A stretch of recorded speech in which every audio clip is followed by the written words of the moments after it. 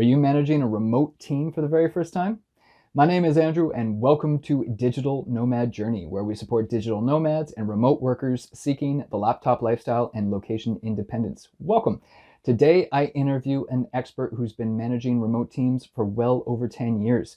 He's identified the pitfalls and the common mistakes that beginners tend to make. So watch the entire interview, learn the top tips and how to increase your chances of success. Smash that like button and subscribe to the channel for more content like this. Enjoy. Right on, Kevin. Thank you so much for joining us here on Digital Nomad Journey. Thanks for having me. I'm going to quickly read out your bio here to give everybody a little bit of context on you. And so quickly here, we got Kevin is the founder and CEO of Yardstick Services Incorporated and WordZite Security. His personal goal is to use his knowledge and experience to help support small and medium-sized businesses in British Columbia. He started Yardstick Services in late 2006 as a Vancouver-based consulting firm. While working on a number of business development projects, he witnessed the pain felt by clients trapped in the old models of web design. He was tired of hearing clients say their websites weren't doing what they wanted for their businesses. So Kevin decided to create a better business model to focus on what small business owners want most: more phone calls, emails, and walk-in traffic. I'm sure those are the common pain points that you see amongst many small and medium-sized business owners. Once again, thank you so much for joining us. Thanks, man. Really appreciate the intro. I'm super pumped to have you here because this is an important subject. Today, we're going to be touching on how you manage remote teams. I think anyone who's got any experience managing any kind of team understands that managing a location-based team versus a remote-based team doesn't mean that you've just solved all your problems. You've effectively just traded in one set of problems for a brand new set. And this is big business right now, and this is a big conversation here in May 2020. I really appreciate you joining us here because you obviously have a wealth of experience. And actually, really quickly, how long have you been managing remote teams? For over a decade, and I totally agree with your comment there. You trade problems, and sometimes your problems are amplified because people are remote. So we'll get into that with the questions coming, but. Yeah, I've learned a lot. Some lessons the hard way over a decade. Yeah, and I sure hope anyone watching the video right now will benefit by some of those hard-pressed lessons that you probably learned the hard way. Sometimes we do learn best from the hard way, mind you, but I, for one, prefer to learn from other people's mistakes, try to shorten that learning curve and improve things. I'm not sure if you saw the big news that was just published by Twitter. Yesterday, they emailed all of their employees stating that their employees will be allowed to work from home forever if they choose to do so. I didn't see that. Forever. Awesome. Yeah, in perpetuity. I will make sure to share the link in the description below. So before we kick things off here, if you are joining us for the very first time, make sure you smash that like button to support the channel. Really appreciate it. Subscribe to the channel for more content like this. We are here to support digital nomads and remote workers alike. So to kick things off here, Kevin, why don't you take us back to the very beginning? Why don't you describe your initial steps to us? I had a traditional desk job for a company that I wasn't really happy with, and decided about 14 years ago now that I wanted to go out on my own. And digital just happened to be kind of blossoming at that point back in late 2006. And I knew enough about building websites to kind of talk to a few people and build some sites off the corner of my desk.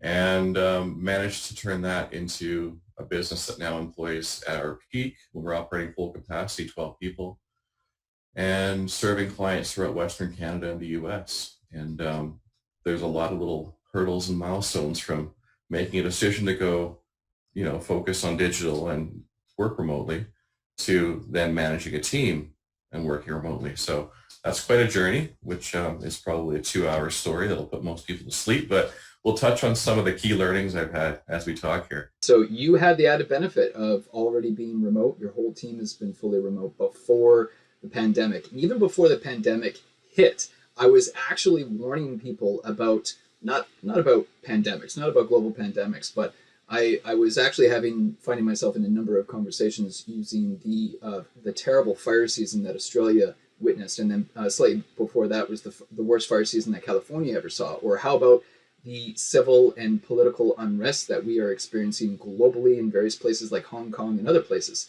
There's any one of a million reasons that will disrupt your business operations.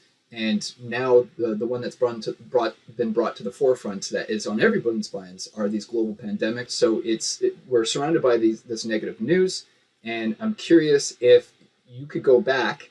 What is one thing you wish you knew before you started managing remote teams? If you could go back those 10, 12, 11 years ago, what would you tell your younger self? Before I answer that question, I just want to say that there's as much doom and gloom as there is in the world. The reason why we went remote was actually to make our employees happier and retain good people. So I was not motivated by, oh, all these bad things could happen and we have to protect ourselves. I was motivated by, oh, all these digital employees, these tech people want to have a work-life balance, an unprecedented level of work-life balance, and freedom to work when they want and where they want. And by providing that to our team, we've been able to retain some really great people and provide them with a lifestyle that other companies can't, which I think gives my company a competitive advantage. And that's why we do it.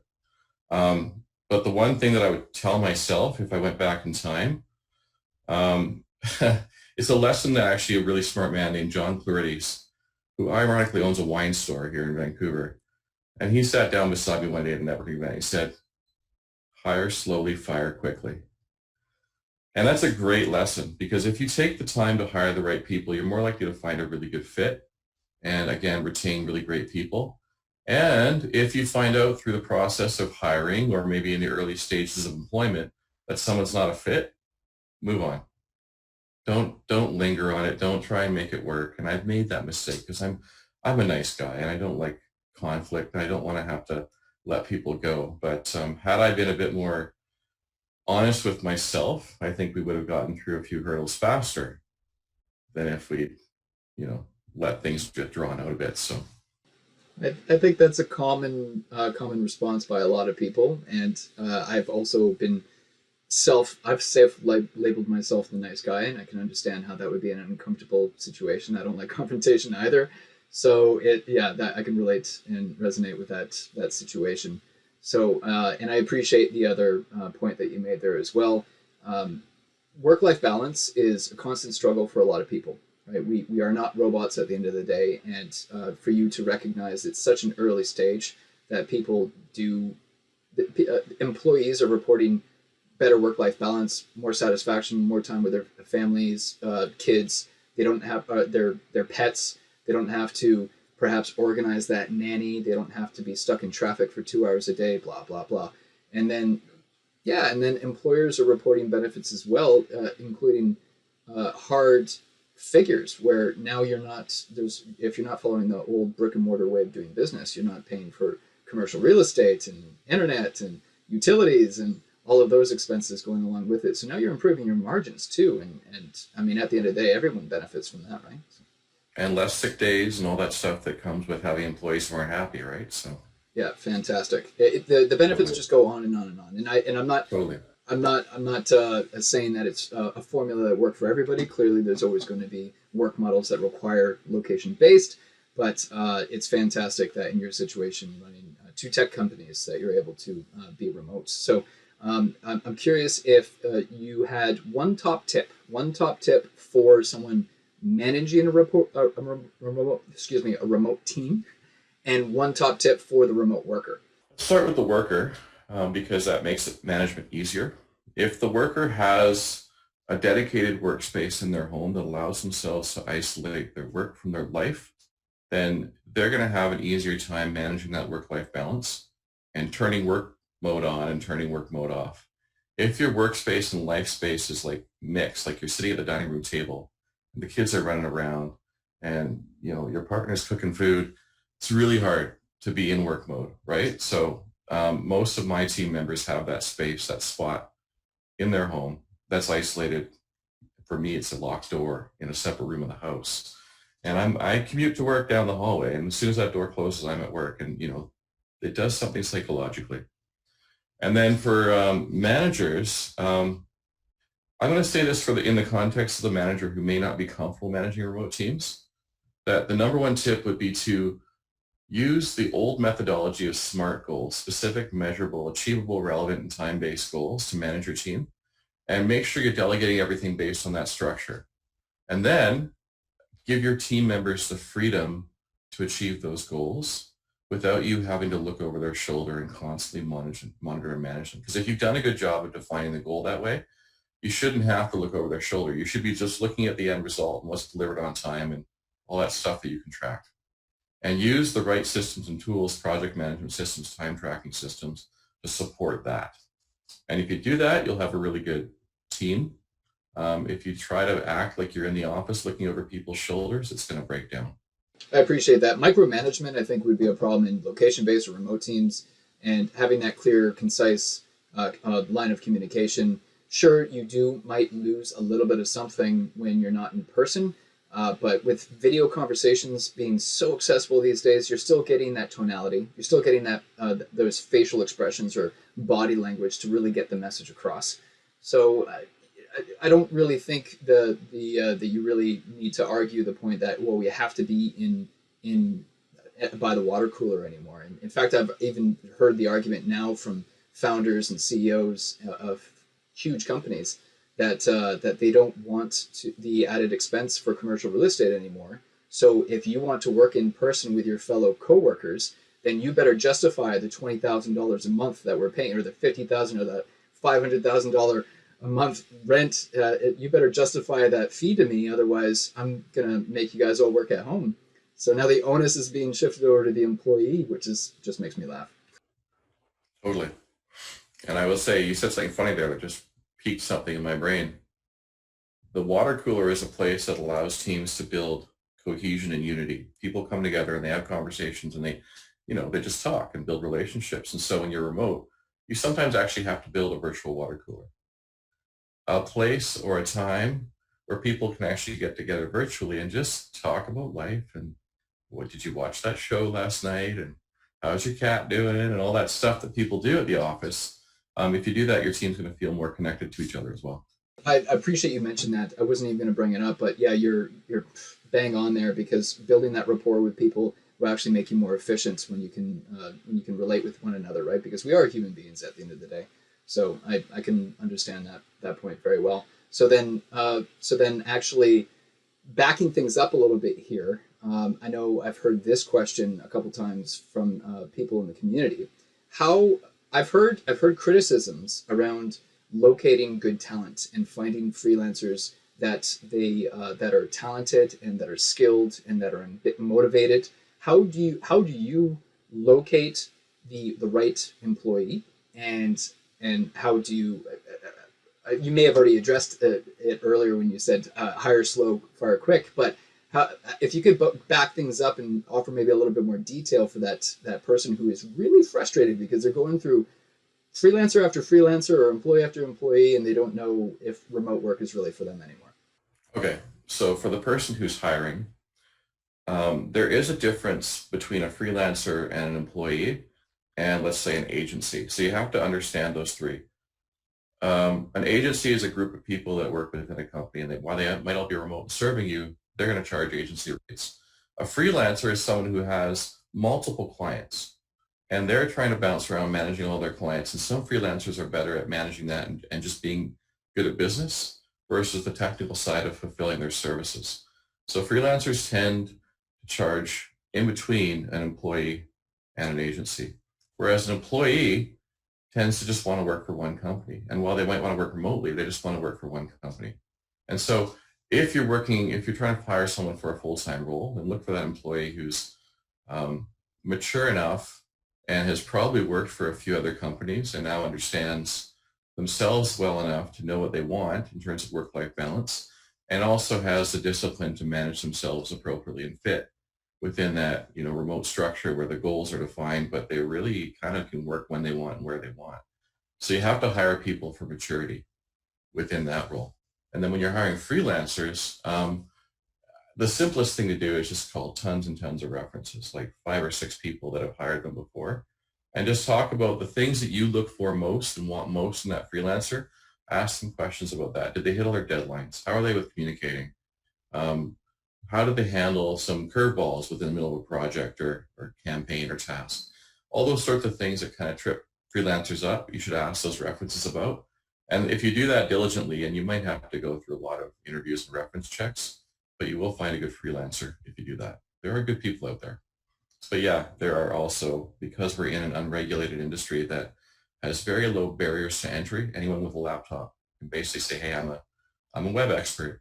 Yeah, there's a lot of, I don't know, there's a lot of rough, let's just say, and there's a few diamonds out there. So Good point. And you could probably argue that there's even more great talent out there now than there ever has been, with people being forced to work from home for the first time, and a lot of people getting laid off. Good people that thought they were that they had a good job for the next 5-10 years, and then all of a sudden everything's changed because that business model completely, perhaps their cash flow completely dried up. So this is an important subject, right? I wanted to touch on this, especially after you and I connected, because you have an incredibly long, valuable experience in managing remote teams, and you've already made all of those mistakes. So people make mistakes, and that's how we learn. What, if you don't mind sharing with us, could you share an example of a time you made a big mistake managing a remote team? yeah, I mean, I've made mistakes as I've learned about my own leadership style. And this is something a leader has to kind of learn is once you create the roles and define the responsibilities, letting people, it's okay to let your team make mistakes. And I made mistakes earlier on by inserting myself into certain conversations or processes that my team members had with clients and not letting them make mistakes and not letting them learn. And so if I'd been a bit more, not removed is the right word, but maybe restrained myself a bit more, and provided support to the team member as opposed to trying to serve the client directly, which is my instinct because I've been doing this for so long, then I think I would have had a better learning curve for some of our team members. Unfortunately, I hire people that are really mature and they end up managing me. So I just step back and say, yeah, okay, you got me on that one. Thank you. And so it's really nice to have people on our team that kind of recognize my own strengths and weaknesses and kind of say, Kevin, if you do this, you might be better off. So that's one key learning. And then, if you're going to invest in a project management system or some tool, really do your due diligence and find one that really fits really well for your model. Switching tools midstream when you've got your whole team set up and you've got projects on the go, that is a really painful process that I've been through once. I don't want to go through ever again. I may have to because, things change, but yeah, that's really hard on everyone. It's really hard on the team because they have to go through a new learning curve and learn a whole new tool. It's really hard on our clients because things get delayed because we're kind of adopting a new project management system. And it's really hard on the owner because I'm watching cash flow and I'm watching expenses go out the door while we're going through all this change. And obviously you want the change to happen right away and it never goes that way. So yeah, be careful about your tools. That perfectly transitions into my next question. I was going to ask you if you have a favorite tool, because we're talking really big picture right now. I was hoping we could maybe dive down into the weeds a little bit. Do you have a favorite tool managing a remote team? Yeah, 100% Slack. I can't say enough good things about Slack. I've used a lot of different programs for communicating, obviously project management systems, time tracking systems, but there's nothing quite like Slack, the way it's removed email from our company internally. So my team doesn't use email. We use email to talk to our clients, right? Because they have email, but we don't use email internally to talk to any of our team members. It's all in Slack. And we've got Slack set up and dialed so that every single team member knows which channel to put what conversation in. And we've got client channels and all these internal channels for our company. We even have a water cooler in Slack so people can just chit chat and post pictures of their family on Mother's Day, which just happened, right? Yeah, I can't say enough good things about that product. It's amazing. I've spent a lot of time on Slack, and I will admit that I've really enjoyed that communication tool, and because communication is key at the end of the day, especially when you're dealing with remote teams in different time zones and whatnot.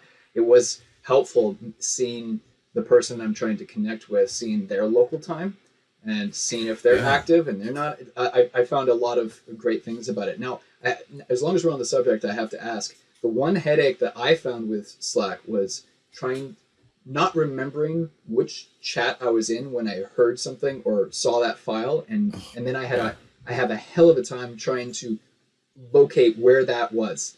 and because I don't find their search function to be really that great. I don't know if you can relate to that or if you've solved Yeah. that problem.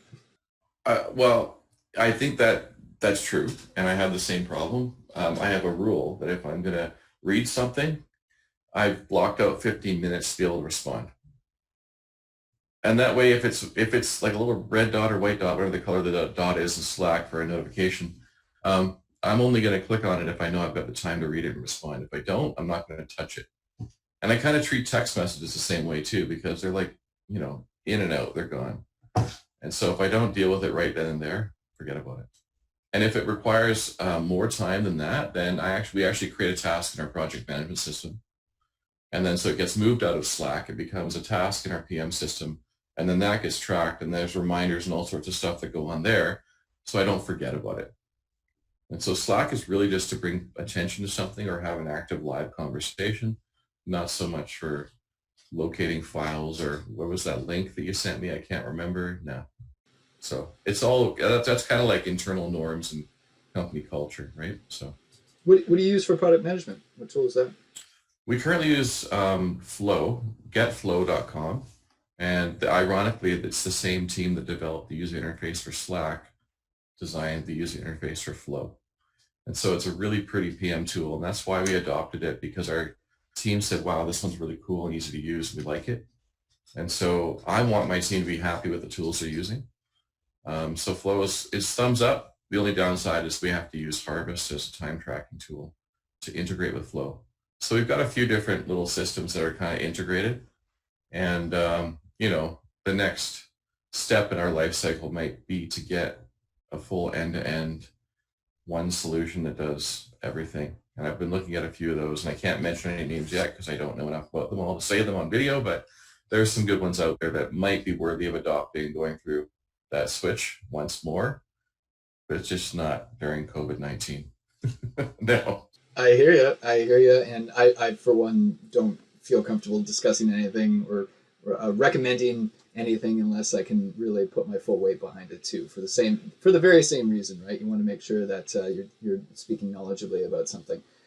So I'm curious, after your initial success, whenever that occurred, what kept you going? What made you keep pushing forward? Because I'm sure when you made the transition to having a remote team, it was probably a fairly new idea, and maybe you got some pushback. I don't know, but I'd be curious to hear that. I don't even know if I was thinking about it that way. It's kind of funny because the first person I hired was my brother, and he's now our CTO, but I hired him as a web developer because he got laid off from eBay when they removed all their jobs from Canada and outsourced them to the Philippines. And and then I just decided, like at that point in time, it was just me. So I hired Brendan, and we just kind of figured out how to work together remotely. And then we started hiring other people. And then eventually we got to a point where we had enough people that we had a conversation with our whole team. And I literally asked, hey guys, if I buy some commercial real estate, would you guys like come commute to the office? And is that something you guys want? And unanimously, everyone was like, no. And in fact, I had a couple of people say, no, I'll probably quit if you make me drive to an office. So I was like, okay, fine. I guess I'm not going to invest in commercial real estate. So then it just became that. And then we just kind of evolved that way. The thing that kind of was the tipping point for us was when we hired a business coach who was a systems business coach, a former Michael Gerber, E-Myth, that whole book. And now she's got her own, and her name's Beverly Rasmussen. She's amazing. And so Beverly helped Brendan and I in particular really think about systems and processes and build that structure into our company that allows our team to work remotely. And we've adopted Confluence is another great tool that we use, which is developed by Atlassian, really great company. And we've got all of our systems and processes documented in Confluence step by step. We've probably done more documentation on how we build websites than any agency in Western Canada, if not Western North America. It's incredible. And so we can take a client through a process that delivers the same quality every time because we've got that well-documented structure. And that, I think, is the thing that allows all of our team members to have a touchstone. So when they're working, they can always go back to Confluence and say, yeah, this is how I do that task, step by step. So that's pretty critical as well, as opposed to the office environment where, a new hire can look over at experienced developer and say, hey, how do I do this? And then they just talk and he does it. different kind of company culture. Well, documentation of knowledge is a topic in of itself, but you can be diligent about just, assign an hour a day. No, not an hour a day, an hour a week to all your team members. Just say, hey, during this hour, I'd like you to just write down a step-by-step process for something you do that is not already documented. Just write down how you do it and save it. And if you do that every week, at the end of a year, you're going to have an amazing just body of knowledge. That's almost the biggest asset of my company now. So. Well, that's fantastic because, and I'm guessing you got that approach from Beverly. I apologize. I'll make sure Totally. I'll include all the Beverly. link of all the tools and probably Beverly's LinkedIn or website. I'll make sure to include all of these links in the description below for everybody, because actually I want to dig a little bit deeper into this content as well. But obviously, you being able to systematize everyone's steps would obviously protect the business as far as if something were to happen to that remote employee, then you were saying there a new hire could step in and there would be a learning curve, no doubt, but at least that they would have the docs to review, the SOPs to review, and then they're up to speed. Okay. Yeah. The learning curve tends to be, hey, this is how we operate. These are all of our tools. Let's get you through that. And then these are all of our norms and they're kind of our culture. Let's get you through that. Then here, meet everyone, and here's an introduction to all of our clients you're going to be working on. And then once they're there, if they've got the experience and the skills married with our knowledge base, they should be able to just rock. So. Fantastic. Okay, so what are some of the challenges that you see new managers or new remote workers they're stepping into this environment for the first time? There's a lot of people in that situation right now. What are some of the common obstacles that you see people coming across, and how can they overcome those obstacles? I've heard the same thing over and over from the remote workers and the managers. People are getting distracted because they're working at home, right? That's the biggest challenge right now. And I've had people admit, oh man, it's really hard to work at home. My daughter's right there and the TV's on, and it's really tough. So again, having that isolated space and getting into work mode is really, really important. And it takes a lot of self-discipline. And I hate to say this, I don't want to discourage anyone out there who's trying to go remote, but there really are some people who really need to work in an office environment and have that kind of close kinship with their colleagues and, be shoulder to shoulder with them. And that does appeal to some people, and we can't discount the fact that some people need that. And then there also are companies legitimately who can't work remotely because their services are delivered on site, or they have to have a team in an office because they're working together on something really intense and they have to be together to do it. So recognizing that remote doesn't fit all people and all services and products is important first. But then once you go remote, you got to hire people that can work and do have the self-discipline to work remotely. If they're the kind of people that are just going to slack off, then the other thing that you could do, which I've tried, it doesn't work too well, but you can also change the compensation structures for people so that instead of being on salary, they're on an hourly basis based on the tasks they complete and the time they log.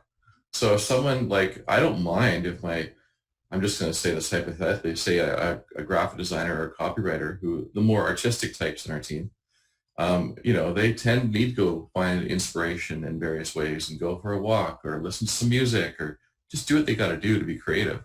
So I don't mind if they don't want to log any time today and they want to do it tomorrow. It's fine. If you're under a structure where they're hourly, that's up to them. As long as they hit their deadlines, I'm happy. But then, they still got to perform at a certain level. So yeah, that distraction piece is probably the hardest thing right now for people who have not worked remotely or managed teams remotely. That's a very good point, and because I'm dedicated to helping a lot of digital nomads who don't always have, and I should have mentioned this earlier, don't always have a way to have that separate working space. Something that's really helped me, especially since working in coffee shops, for example, when we're allowed to work in coffee shops once again, so when they open up again, is getting some noise canceling. I have a wonderful set of noise canceling Bose headsets, and there's a lot of offices out there where it's kind of it's an unwritten rule that it's like, this is my, like a buzz off written on your forehead, like I'm busy, like don't bother me when you put those headphones on. And someone working from home for the very first time could always have that conversation with their family and say, listen, I care about you guys dearly, but when I'm wearing these headphones, please ignore me. Please pretend I'm not here. That's a very good point. And that actually could work for people who have smaller like homes basically, and they just have a corner with a little desk. My kids understand that when the door is closed, that daddy's at work. And we've talked about this and we have some rules in the family. My wife only knocks on the door if it's really important, and otherwise she texts me. And so, creating those norms and rules of your family are really important. It creates those boundaries and lets you get your work done. Totally.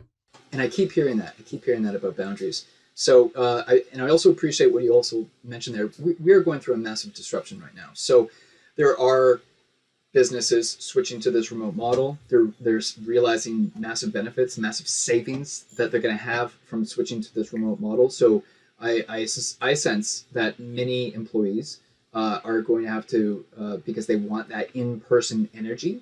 And if their career just switches to an at-home model, they're going to be forced to go find a new career, a different career that actually requires location-based workers. That's right. I feel sorry for those people, but at the same time, businesses evolve, and you can't stop progress just because you're the kind of person that needs to be around other people. I agree with you.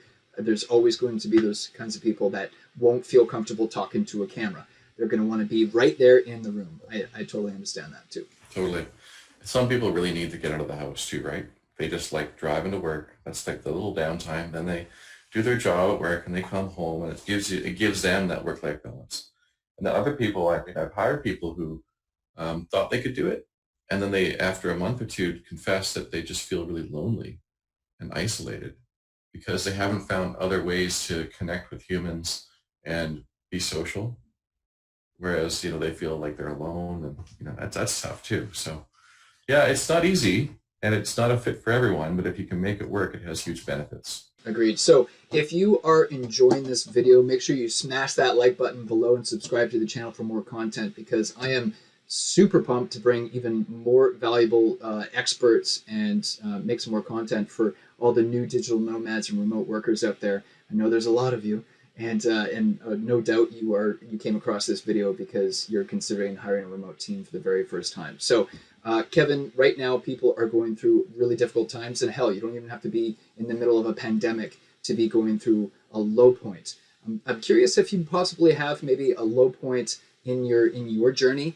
And that's part of the reason why I named my channel Digital Nomad Journey. We're all on our own journey, and sometimes it's being able to push through those low points that gets you to that other side, and then you look back with that feeling of gratefulness that you had that tough time, that you had that tough experience, because that's what pushed you to raise your game and become a better version of yourself.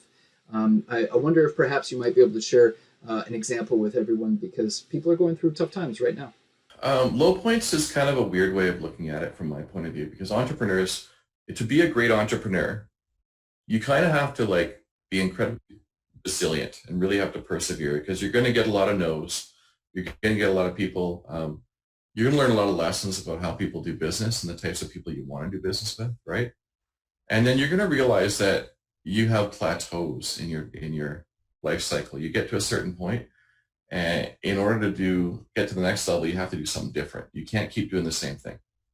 So I was at one point where I was just me, my brother, and one other guy. And I had some clients that weren't treating us with the greatest amount of respect as a supplier to their business. One in particular that was really, I'm not going to say abusive, but took advantage of perhaps the fact that I was a bit more naive and young and didn't know how to run a business and didn't know enough about payment terms and contracts and all that stuff to know any better.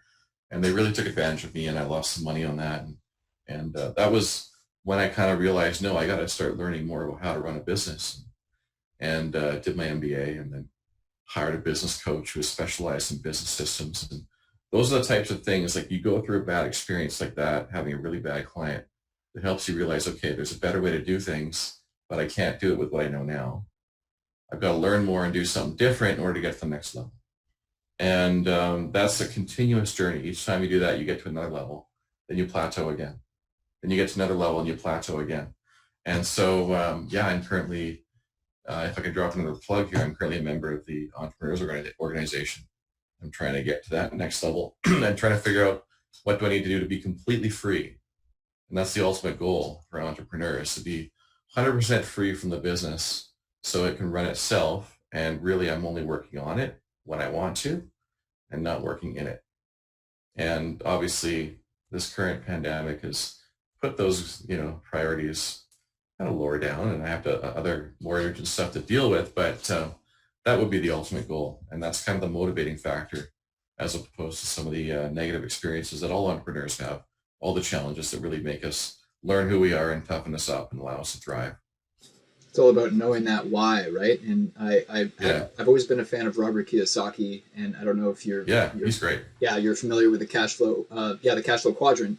And he Yeah, defined, if you're in that B quadrant, he defined the B quadrant that if you're able to leave your business for 1 year and come back to a larger company, a larger firm, yeah, then you did your job. You created systems that don't require you working on your business and not in your business, like you yeah, just pointed out. So totally. very good point, and a commendable, respectable goal.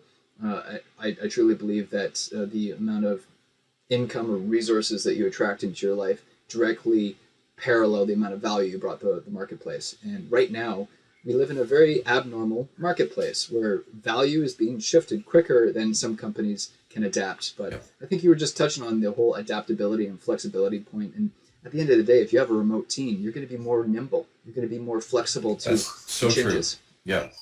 Shifting gears somewhat here, if you have any specific habits or routines, rituals, productivity hacks that contribute to your success. I'm kind of a productivity nut myself, and this is a question I've always enjoyed asking because I always tend to get something from everybody when I ask this. So in terms of the team, we have a team scrum at 10 a.m. every Monday. We get together and talk about what's going to happen this week, and do you guys have any challenges last week that are going to prevent you from moving forward this week? That's critical. I think getting the week started on the right foot and with the right tone and having the whole team there is important. We also have a management meeting every Friday to recap what's been done on the week during the week and any challenges the management team's having. And then setting aside certain times in your calendar for specific things you want to do. If you are a digital nomad and you're running around trying to find clients, but also trying to fulfill your services and meet the expectations of your clients, you'll be wearing probably a few different hats: marketing, sales, you got a bit of finance in there, you got to do your invoices. And so if you set out time in your calendar ahead of time for all those different roles that you play within your business, you're not going to have a hard time fulfilling your duties to yourself. If you don't do that, you're going to find by the end of the month, oh, I got to send out invoices, but I have this client deadline, and oh, I haven't made the sale proposal done yet, and it's all just going to pile up on you. That's really important. And then, yeah, you can't be productive without having really good tools to keep you organized. Getting all of your to-do lists, your tasks out of your email into a project management system with proper time tracking is 100% critical for anyone who's working remotely. And that way, oh, there's my list of things to do. It's there. And there's Jim and there's Barb's and whoever else's list of things to do. And it's all organized. Very important. Yeah, that's fantastic. I like to call it a priority list or Mhm. priority management over time You got management. it. I mean, I think time management is just overused. That's just my own personal opinion. I think everyone's got the same 24 hours in a day, and I think just some people have their priorities in order and others don't. I think it just boils down to that. I'll give you one bonus tip there too. I use a product called Calendly for booking meetings, which you've already used, right? And it does something really simple for me. It pushes all that back and forth time with clients who want to book meetings with me. Pushes it on them. I just say, yeah, have a look at my calendar and book a time. And all I have to do is manage my availability on that calendar. And they don't see anything but just blocks of time.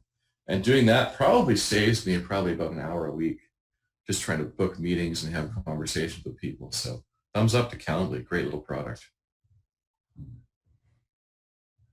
Yeah, it's awesome.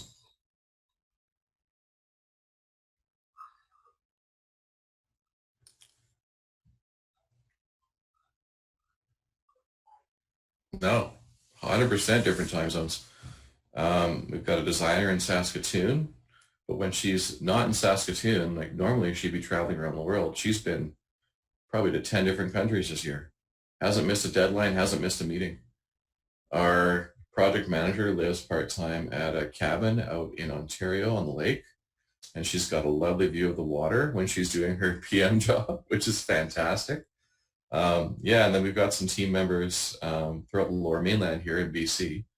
And then I've got one other person in the Philippines that we sometimes use for stuff. So That's fantastic. I've heard pros and cons. There's varying opinions on this because if you have people working 8, 10 hours ahead of you in a time zone, they can complete their work before you even punch in, so to speak. So you have that confidence that that stuff's already done and you haven't even started your day.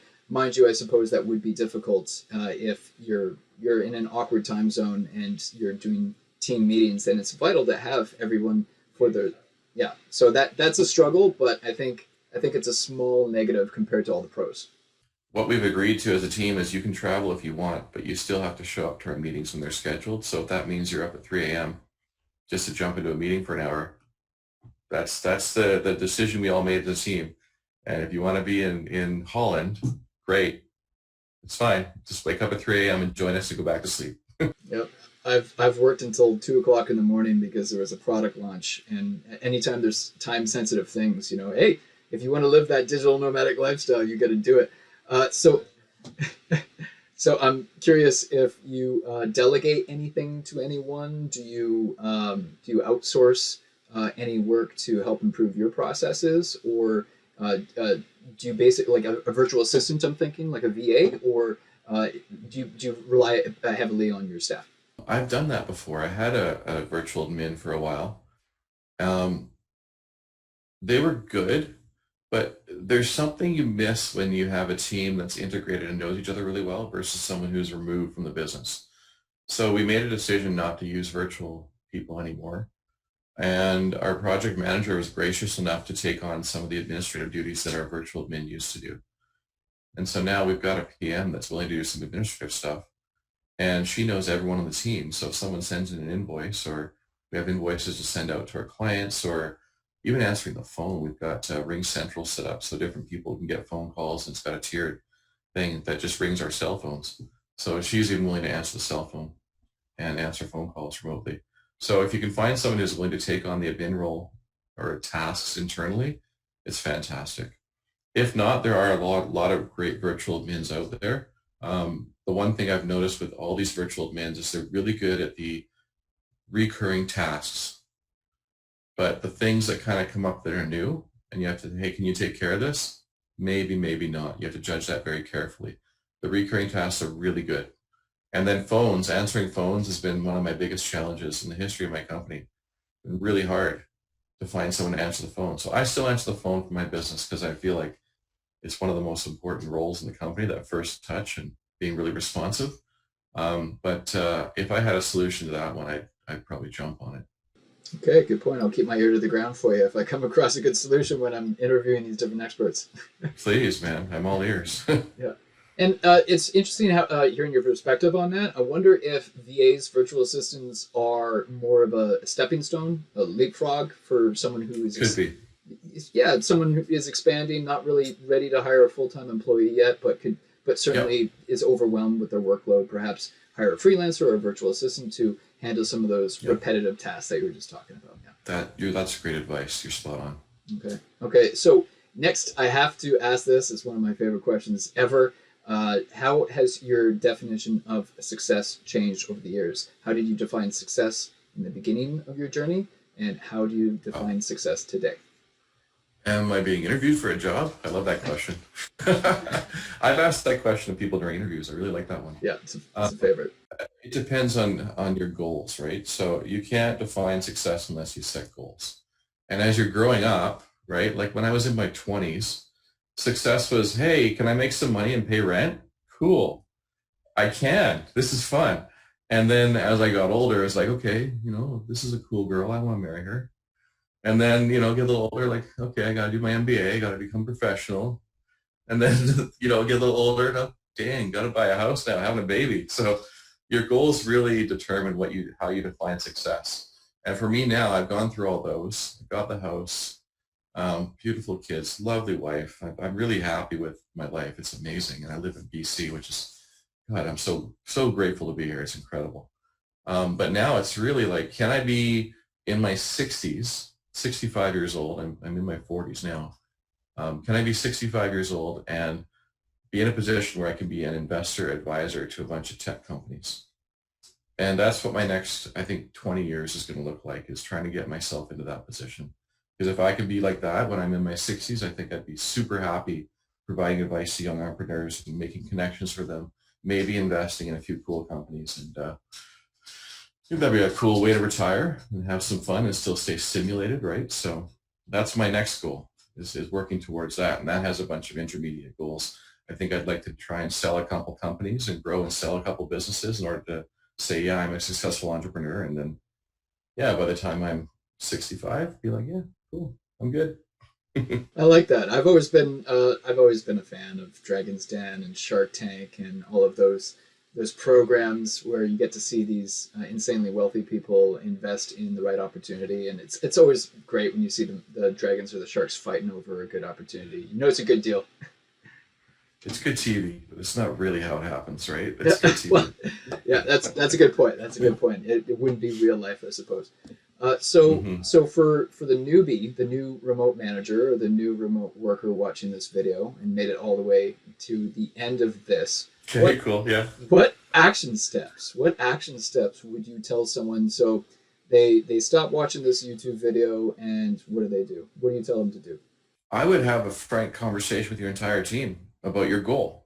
Like, just be like, this is what I want to achieve, guys, and have them participate in building the structure, building your vision out. Because if you're a leader and you just force things on people, and this is true for any situation, for anything, if you just force things on people and say, this is how we're doing it, this is what's going to happen, you're going to lose a good chunk of your team. They're going to just tune out. They're not going to be aligned with you. But if you share the goal and say, this is what I'd like to achieve, how do you guys feel about that? Discuss that first, and then allow your team to participate in all the things you're going to do to build that out. You're going to have an awesome team. They're going to really embrace it and support you. Yeah, I like that. People tend to rally around a mission, cause. It gives us purpose. Right? Yeah. That's right. Yeah, that's how I look at it. Okay, Kevin, thank you so much for My pleasure, man. your insights. I've really enjoyed this, and this is a big subject these days. There's a lot of people struggling, and I'm super pumped to get this out to help as many people as we can. If people want to reach you and connect with you, what is the best way they can get a hold of you? Give us a call, man. I answer the phone, as I just said. So, yeah, call Yardstick, and I'll answer. You can talk to me. It's all good. Perfect. I'll make sure to include Kevin's details below. So once again, make sure you smash that like button to support the channel. This is still a new YouTube channel, and I really appreciate it. And subscribe to more content like this. Kevin, thank you so much for your time. Thank you. Yeah, really, genuinely. I really appreciated it. You've been very generous with your time, and I'm just very grateful. So thank you for being here. Likewise. Thanks, man. This has been really enjoyable. Right on. Good stuff. So once again, this is a digital nomad journey, and you will find some more videos right here on my channel that YouTube tends to think that you will enjoy. So subscribe to the channel, and I will leave you with Own the Day and Make It Yours. Take care.